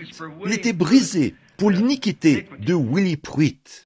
Le châtiment de Willie Pruitt était tombé sur lui, et c'est par ses meurtrissures que Willie Pruitt a été guéri. » Le vieux capitaine a dit, « J'aime ça, j'aime ça. » Il a dit, « Oh, si seulement on pouvait y lire mon nom. » Il a dit, « Penses-tu que tu pourrais le faire, fiston ?» Il a dit, « Je vais essayer. » Il a dit, « Il était blessé pour les péchés de John Quartz. Il était brisé pour l'iniquité de John Quartz. Le châtiment qui donne la paix à John Quartz était tombé sur lui. Et c'est par ses meurtrissures que John Quartz a été guéri. » Des larmes coulant sur sa barbe, il a dit, « Apportez-moi mes vêtements. Jésus-Christ m'a guéri. Je lui donne ma vie. » Voyez? Oh, mon ami, si seulement vous pouvez lire votre nom là-dedans. Oh, si je peux lire mon nom. Il était blessé pour les péchés de William Branham. Il était brisé, pas l'Église, pas seulement, pas le credo, mais il était brisé pour mon iniquité. Le châtiment qui me donne la paix est tombé sur lui, et c'est par ses meurtrissures que William Branham a été guéri. Oh, si seulement nous pouvons lire notre nom dans l'Écriture, et que nous sommes vraiment sérieux, c'est ce qui produit cela. Y lire notre nom produit l'acceptation, le pardon, car c'est là que nous nous rendons compte qu'il était blessé pour nos péchés, il était brisé pour notre iniquité. Autre chose, nous voyons dans Hébreux 9:11 que le pardon produit la pureté. L'adorateur n'a plus aucune conscience du péché et il s'est purifié de ses traditions mortes. Quand nous venons vraiment sous le sang, nous sommes purifiés des traditions mortes. C'est ce que dit l'Écriture, Hébreux 9. Regardez bien, purifiez votre conscience des traditions mortes. Alors, si vous le faites, oubliez que vous êtes baptiste, oubliez que vous êtes méthodiste, oubliez que vous êtes pentecôtiste, ou quoi que ce soit d'autre. Oubliez ces traditions mortes et venez au sang. Venez à cela. Lisez votre nom là-dedans. Alors, faites ceci. Et ensuite, venez à la table de communion. Ensuite, voyez qui a raison et qui a tort. Si ce sera une communion fermée ou pas. Voyez si vous pouvez exclure votre frère. Vous ne le pouvez pas. Vous ne pouvez simplement pas le faire. Il y a quelque chose en vous qui ne vous permet pas de le faire. Il y a vraiment quelque chose, voyez-vous. Votre nom est lu parmi ceux-là, et vous ne pouvez pas le faire. Cela vous purifie, cela vous nettoie. Pensons à lui, alors que nous nous agenouillons à la croix. Peu importe si on est un prêtre catholique, un presbytérien, ou quoi que ce soit d'autre, que cet homme vienne, alors qu'il y lit son nom. Il était blessé pour le péché de ce prêtre-ci. Il était blessé pour ce méthodiste, ce baptiste, ce pentecôtiste. Quoi? Blessé pour nos péchés. Mon nom, votre nom, quoi que vous soyez. Puis, croyons cela. Pas ce que dit le credo, mais ce que dit la parole. Puis, agenouillons-nous ensemble à la croix. Nous sommes frères. Oh oui, les traditions. Nous nous purifions alors de toutes les traditions mortes. Il pourrait y avoir 40 surveillants généraux, y avoir 40 souverains sacrificateurs, y avoir des cardinaux, des évêques, des papes et tout, qui hurlent « Sortez de là ! Ne vous souillez pas !» Mais vous, frères, vous avez vos bras autour de votre frère. Il y a quelque chose de réel. Vous avez le pardon sous la même expiation qui lui procure à lui aussi le pardon. Vous êtes frères, et cela vous lie plus fortement qu'un frère. Il y a là quelque chose qui vous rapproche si près de Dieu. Et quand vous vous rapprochez de Dieu, vous vous rapprochez l'un de l'autre. Comment pouvez-vous haïr votre frère que vous voyez ou le mépriser et dire que vous aimez Dieu que vous ne voyez pas? Vous devenez un menteur et la vérité n'est pas en vous. Mais quand nous arrivons là où le sang de Jésus-Christ nous purifie de tout péché, alors nous sommes frères. Donc, cela ne fait plus de différence pour nous. Les vieilles étiquettes que nous avons collées sur nous ne signifient plus rien du tout. Je me souviens quand j'ai passé le portail l'autre jour et que je parlais à l'un des frères assis ici, du temps où je faisais le rassemblement du bétail. Quand le bétail passait là-bas, l'inspecteur marquait le bétail au cours du rassemblement du printemps. Et il regardait attentivement, jamais une heure. Les bêtes portaient toutes sortes de marques, mais il ne prêtait pas attention à la marque. Ce qu'il cherchait à voir, c'était l'étiquette du sang. Il fallait que ce soit une Hereford de race pure. Sinon, elle ne pouvait pas entrer dans la forêt d'Arapaho, car l'association Hereford faisait paître à cet endroit-là. Il fallait que ce soit une Hereford de race pure. Je pense qu'il en sera de même au temps de la fin. Il ne dira pas « Êtes-vous méthodiste ? Étiez-vous baptiste ?» C'est la grande question aujourd'hui. Qu'êtes-vous ? Êtes-vous méthodiste ? Baptiste ? J'ai dit non. Qu'êtes-vous ? Un presbytérien ? Un luthérien ? Un nazaréen? Un pentecôtiste? Non. Qu'êtes-vous? Un chrétien. Un chrétien. L'étiquette du sang. Vous voyez, sous le sang. Cela signifie que chaque frère, chaque sœur qui est sous ce sang est mon frère, ma sœur.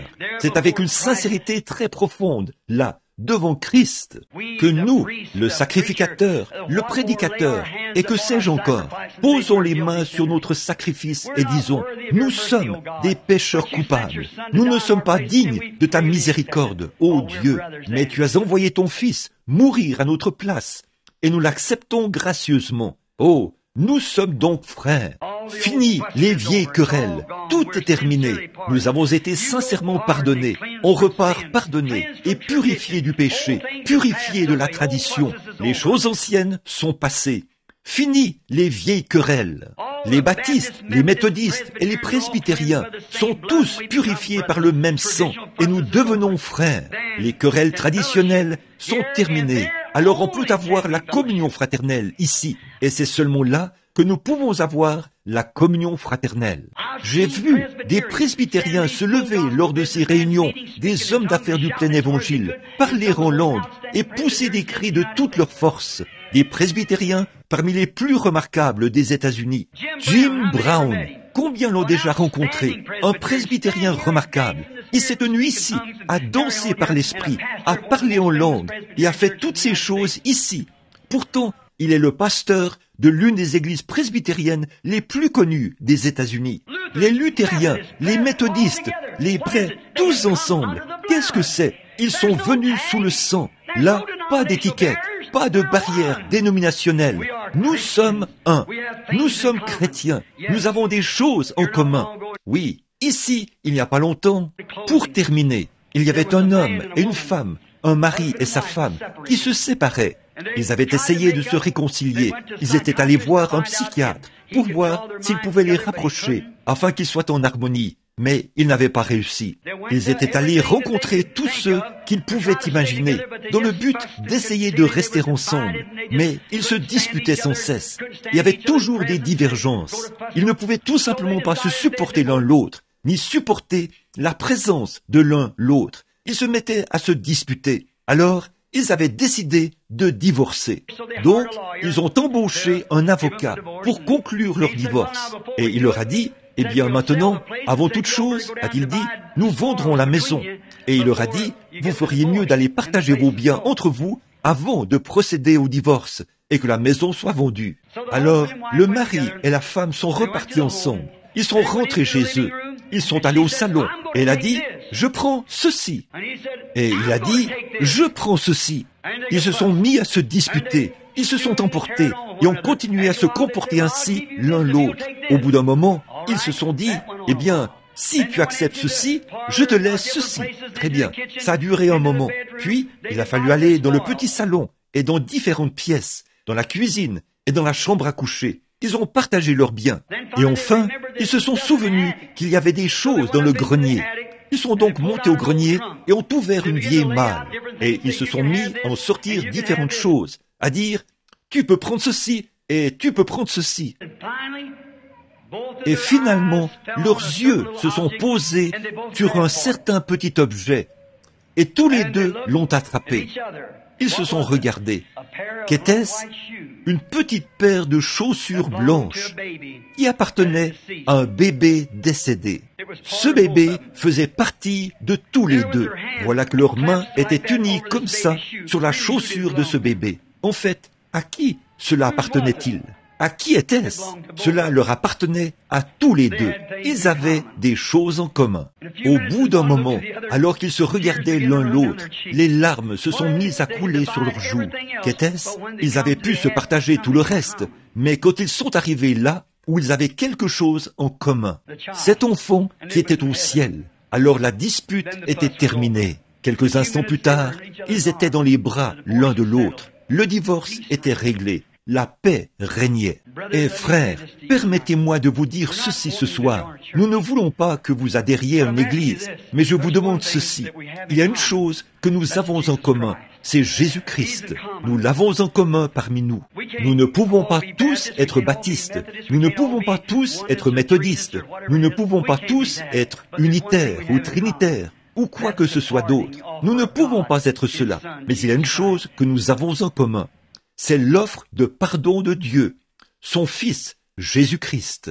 En lui, nous avons toutes choses, mais c'est la première chose que nous devons accepter. Par la suite, nous pouvons obtenir d'autres choses quand nous acceptons le pardon que Dieu nous a offert. Et ce ne sera pas par notre système d'instruction ou par notre système dénominationnel, mais par le sang de Jésus-Christ. Nous pouvons tous nous rencontrer là, sous la croix, être un et avoir des choses en commun. Croyez-vous cela? Courbons la tête un instant alors que nous prions.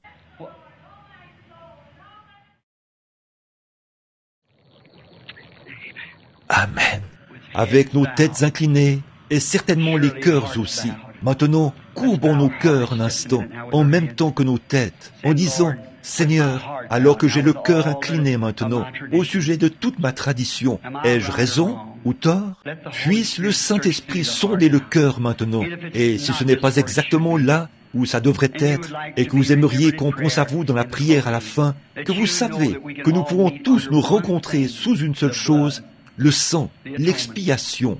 Et quand nous faisons cela, alors nous sommes purifiés de toutes les choses du monde.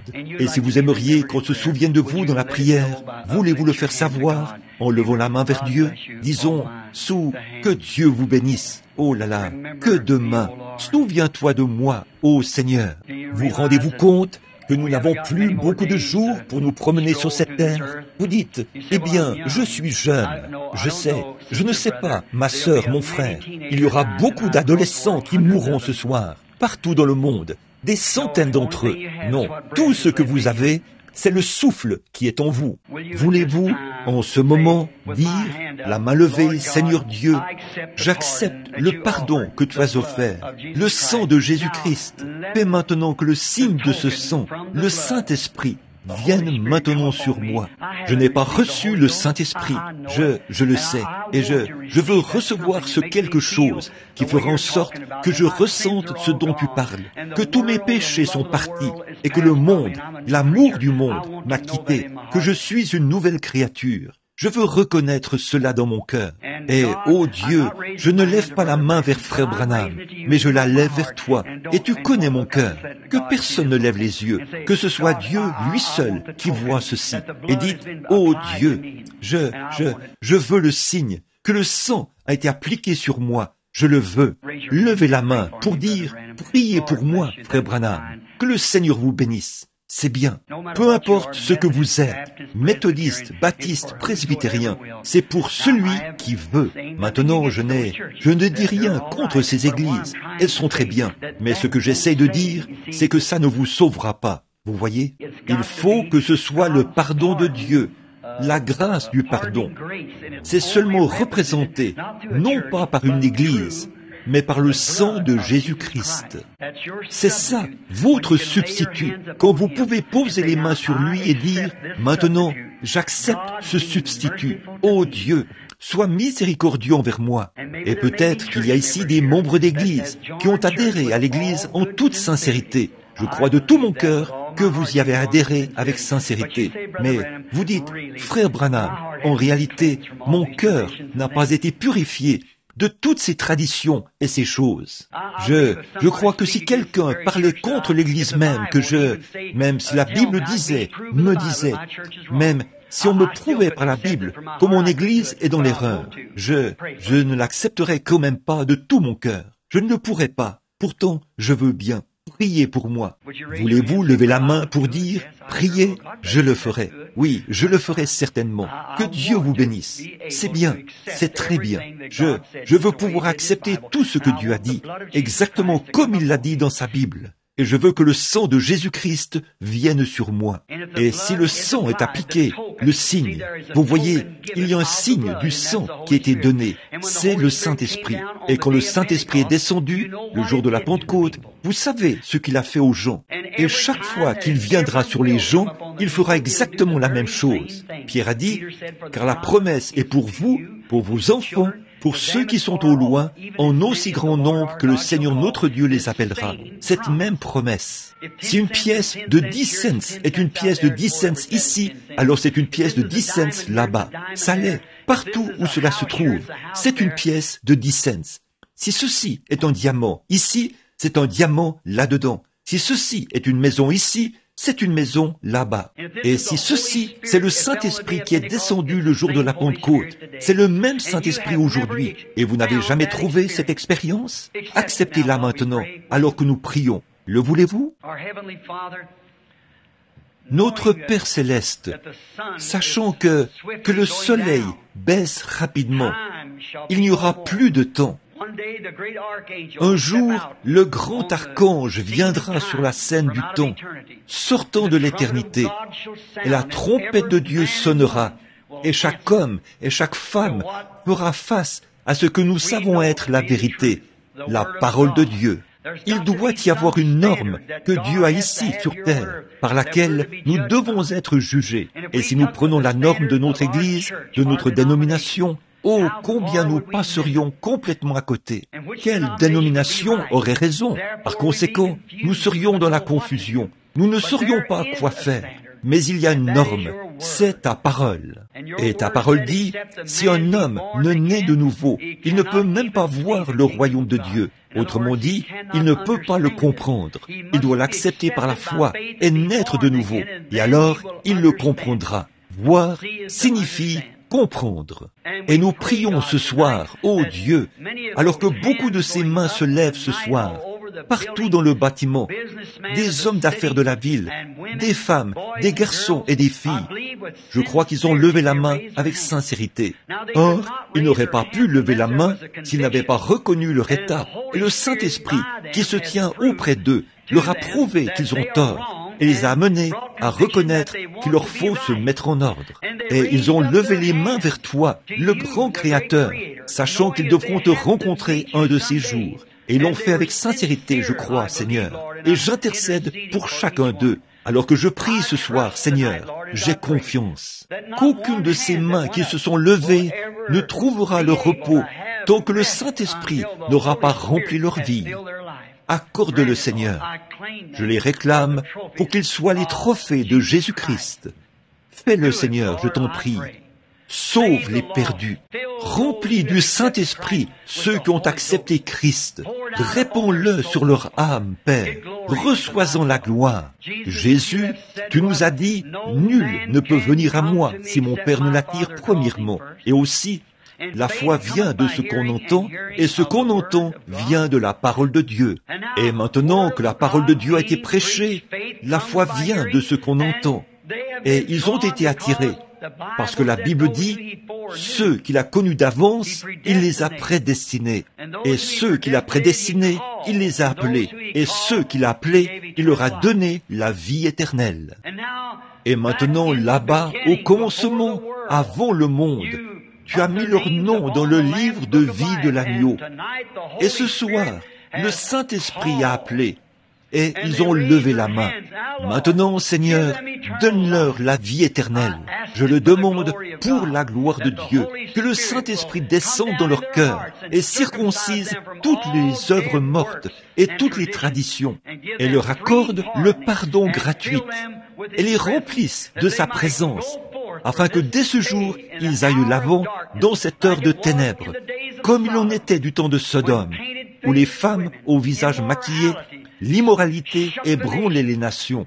Ô Seigneur Dieu, puissent les hommes et les femmes s'avancer comme des flammes ardentes, puisse le Saint-Esprit envoyer littéralement un feu saint sur eux, Seigneur, de sorte qu'ils soient tellement remplis de la bonté de Dieu, qu'ils sortiront pour inviter à la croix tous les pécheurs qu'ils rencontreront. Accorde-le, Seigneur, afin qu'eux aussi puissent tomber sur leurs genoux pour trouver le pardon.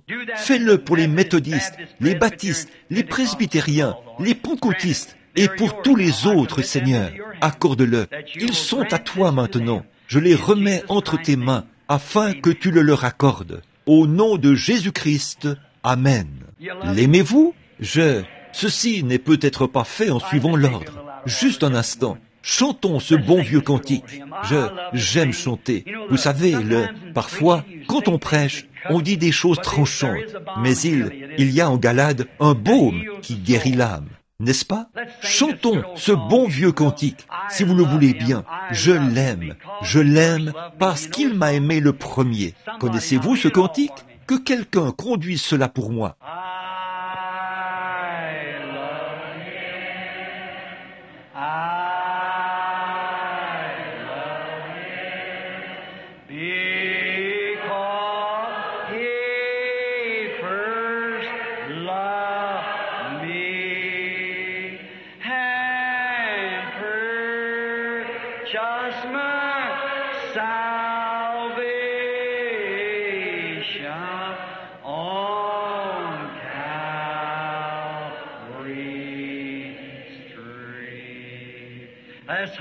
Fredonnons-le. Maintenant, pendant que vous fredonnez, je l'aime. Combien y a-t-il de baptistes ici? Levez la main. Les presbytériens, les luthériens, les nazaréens, les pèlerins de la sainteté, les pentecôtistes. Voilà, oh, regardez tout ce monde, tous ensemble. Que devons-nous faire maintenant que nous sommes venus sous la croix, sous la grâce du pardon? Nous sommes tous pardonnés, non pas par notre Église, mais par le calvaire. Serrons donc la main aux méthodistes, aux baptistes et aux pentecôtistes maintenant, alors que nous chantons de nouveau.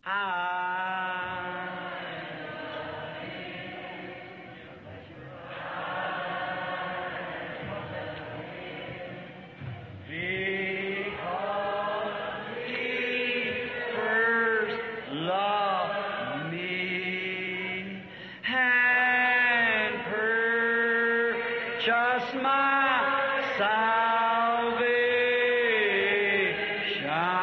on Calvary. Maintenant, nous allons le chanter de sorte que chacun puisse l'entendre. Maintenant, courbons simplement la tête et levons les deux mains vers Dieu et de tout notre cœur. Si nous l'aimons, disons-le maintenant.